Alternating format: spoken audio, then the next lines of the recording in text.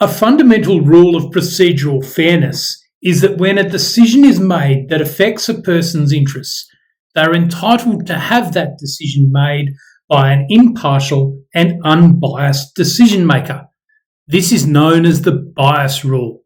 Most discussions about the bias rule focus on what is called apprehended bias, when a decision maker might be seen to be potentially conflicted. There are relatively few cases about actual bias where a judge or a decision maker really does decide ahead of time what decision they're going to make. This is one of those few cases.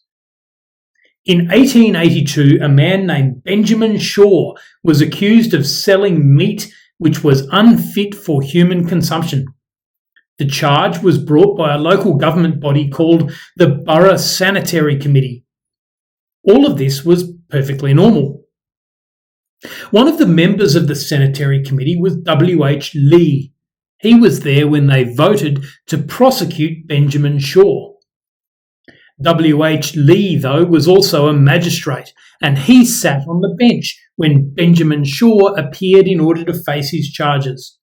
So, Lee had been one of the committee members charging Shaw, and then he sat on the bench to determine if Shaw was guilty or not. It's about as obvious a case of bias as you can imagine. Having voted to prosecute, he was hardly going to consider acquitting Benjamin Shaw.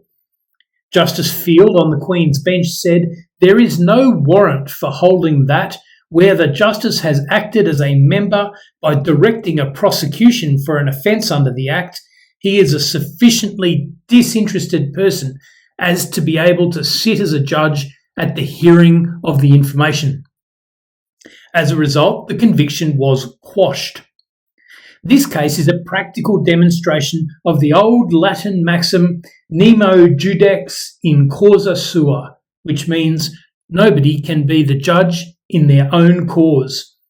The magistrate should have stood aside from the case, and really one must wonder if it was sensible for the magistrate to have been involved at all in an organisation which authorises prosecutions. Benjamin Shaw still seems to have been a purveyor of dodgy meat, but this time he got away with it.